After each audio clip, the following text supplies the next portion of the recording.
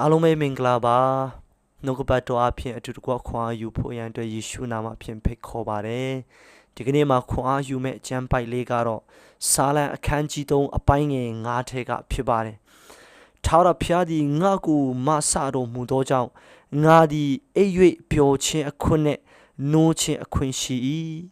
ဒီကျမ်းစာလေးဟာဒါဝိဒ်ဘုရင်မင်းကြီးရေးထားတာဖြစ်ပါတယ်ဒါဝိဒ်ဘုရင်မင်းကြီးကသူ့သား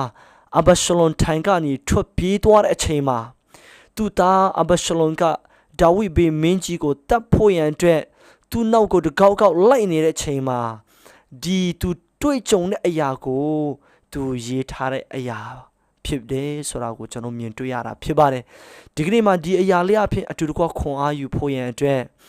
ဒီနေ့ဘဝမှာဒါဝိဒ်ဘုရင်မင်းကြီးကဲ့သို့ခက်ခဲမှုတွေကိုရင်ဆိုင်ပြီးတော့ဆိုရင်ပူပန်မှုများစွာနဲ့ဘဝကိုရင်ဆိုင်နေတဲ့သူဖြစ်ကောင်းဖြစ်နိုင်ပါတယ်ဒီနေ့မှာဒါဝိဒ်ဘုရင်မင်းကြီးကသူ့သားအရင်ခောက်သူ့သားကသူ့ကိုတပ်ဖို့ရန်အတွက်သူ့ရဲ့နောက်ကိုလိုက်နေတဲ့အချိန်ဖြစ်ပါတယ်ထိုအချိန်မှာပူပန်မှုဆိုရင်မှုများစွာနဲ့ဘဝကိုရင်ဆိုင်နေတဲ့အချိန်ဖြစ်ပါတယ်ဒီနေ့မှာမိတ်ဆွေဒါဝိဒ်ဘုရင်မင်းကြီးကဲ့သို့ထိုကဲ့သို့သောဒုက္ခပေါင်းများစွာကိုသင်ရင်ဆိုင်နေရပါသလားဒီနေ့မှာထိုဒုက္ခပြဿနာတွေကိုရင်ဆိုင်ရင်းနဲ့ဒါဝိဒ်ဘုရင်မင်းကြီးကထာဝရဘုရားကငါ့ကိုမဆတဲ့အတွက်အိတ်ပြီးတော့ပျော်ခြင်းအခွင့်နဲ့ပြန်လေပြီးတော့နိုးခြင်းအခွင့်ကိုဘုရားကငါ့ကိုပေးတယ်ဆိုပြီးတော့သူဝန်ခံတဲ့အရာကိုကျွန်တော်မြင်တွေ့ရတာဖြစ်ပါတယ်ဒီကနေ့မှာမိတ်ဆွေလူမြောက်များစွာသောသူတွေပြောတတ်လျက်ရှိတဲ့စကားကသူတွေနှုတ်ကနေထွက်တတ်တဲ့စကားကမင်းညာကဘယ်အရာကိုစားခဲ့လို့မင်းညာကဘာစေးတောက်ခဲ့လို့ဘယ်အရာတွေကိုလှုပ်ခဲ့လို့ဆိုပြီးတော့ဝါကြွားလက်အိပ်ပျော်ရတဲ့အခွင့်ရရှိတယ်ဆိုပြီးတော့ကျွန်တော်တို့ပြောတတ်ကြပါတယ်ဒါပေမဲ့တခုတော့ရှိတဲ့အရာက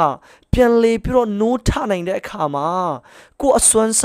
ကိုယ့်ရဲ့တက်ဆွမ်းနိုင်မှုဆိုတဲ့စကားတစ်ခွန်းကိုကျွန်တော်တို့မပြောတတ်ကြပါဘူးဒါပေမဲ့တခုရှိတဲ့ကျွန်တော်တို့ပြောတတ်တဲ့အရာကဗိုက်တာမင်စားလို့ဟိုဆေးစားလို့ဒီအရာကိုလှုပ်လို့ဆိုပြီးတော့ကျွန်တော်တို့က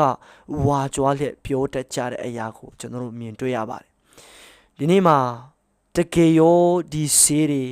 ကျွန်တော်တို့လှုပ်တဲ့အရာတွေကျွန်တော်တို့စားခဲ့တဲ့အရာတွေကတကယ်ရောနှစ်ချိုက်စွာအိပ်ဆက်နိုင်ရတဲ့အခွင့်ကိုပေးပါသလားမိတ်ဆွေစမ်းစစ်ကြည့်ရအောင်တကယ်ပဲတင်ဆေးရုံရောက်တဲ့အခါမှာတကယ်ပဲတင်ဒုက္ခရောက်တဲ့အခါမှာတင်ဆေးစားလိုက်ခြင်းအပြင်တင်လှုပ်လိုက်တဲ့အရာတင်လှုပ်ဆောင်ခဲ့သောအရာတွေကတင်ကိုတကယ်ပဲအိပ်ဆက်နိုင်ရတဲ့အခွင့်ပြန်ပြီးတော့နိုးထနိုင်တဲ့အခွင့်ကိုတင်ကိုတကယ်ပေးပါသလား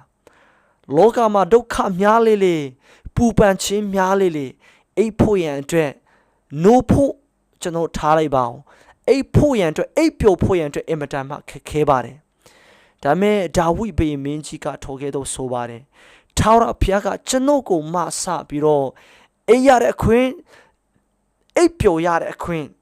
ပြန်လေပြီးတော့နိုးထရတဲ့အခွင့်ကိုဖခင်ကကျွန်တော်ကိုပေးတယ်ဆိုပြီးတော့ဒါဝိဒ်ဘုရင်မင်းကြီးက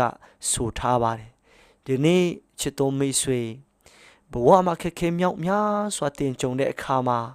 ထာဝရဘုရားကတင့်ကိုမဆာလို့ပဲဖြစ်တယ်ဆိုတာမမေ့ပါနဲ့